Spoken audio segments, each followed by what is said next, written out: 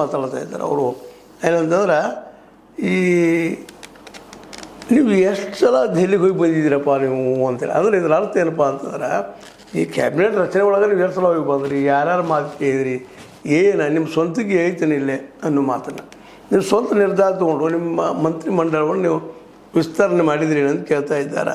ಯಾಕಂತಂದರೆ ಎಲ್ಲದಕ್ಕೂ ಓಡಿ ಹೋಗೋದು, ಹೈಕಮಾಂಡ್ ಮಾತು ಕೇಳೋದು, ಇವೆಲ್ಲ ಹೀಗೆಲ್ಲ ಇದನ್ನು ನೀವು ಅನೇಕ ವಿಷಯಗಳಿಗೆ ನಮ್ಮ ರಾಜ್ಯದ ಅಭಿವೃದ್ಧಿ ಸಲುವಾಗಿ ಕೆಲಸ ಮಾಡಿದರೆ ಉತ್ತಮ ಇತ್ತು ಅಂತ.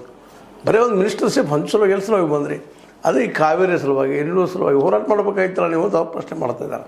ಅಂದ್ರೆ ಇವತ್ತು ಎರಡೂ ಪಕ್ಷಗಳು JDS ಮತ್ತು BJP ಈ ಒಂದು ಕಾಂಗ್ರೆಸ್ನ ನಾಯಕರನ್ನು ತಮಗೆ ಹೆಂಗೆ ಬರ್ತದೋ ಹಂಗೆ ಮಾತಾಡುವಂಥ ಎಲ್ಲ ಸಾಥಿಗಳು ಮಾತಾಡ್ತಾನೂ ಇದ್ದಾರೆ.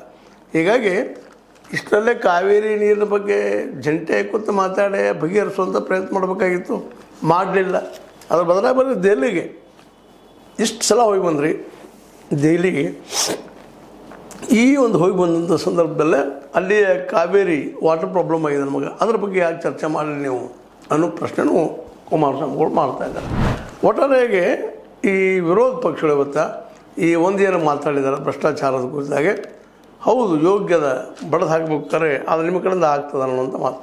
ಹಾಗೆ ಇಲ್ಲಿವರೆಗೆ ಎಷ್ಟೋ ವರ್ಷಗಳಾಯ್ತಿಲ್ಲ ಸ್ವತಂತ್ರ ಸಿಕ್ಕಾಗಿದ್ದು, ಇಲ್ಲಿವರೆಗೆ ನಿಧಾನಕ್ಕೆ ನೀರು ಕಾಲ ಹಿಡ್ಕೊಂಡು ನಂತರದಲ್ಲೇ ನಿಧಾನಕ್ಕೆ ಬೆಳೀತಾ ಬೆಳೀತಾ ಬೆಳೀತಾ ಇವತ್ತಂತ ದೊಡ್ಡ ಹೆಮ್ಮರಾಗಿಬಿಟ್ಟದ ಭ್ರಷ್ಟಾಚಾರ. ಕಿತ್ತು ಹಾಕೋದು ಹೆಂಗೆ ಅದನ್ನು, ಎಲ್ಲಿ ಕೈ ಹಾಕಿ ತುಗಿದದನ್ನು ಅನ್ನೋದು ತಿಳ್ಕೊಳ್ಳೋದು ದೊಡ್ಡ ಸಮಸ್ಯೆ ಅದ ಅನ್ನುವಂಥದ್ದು.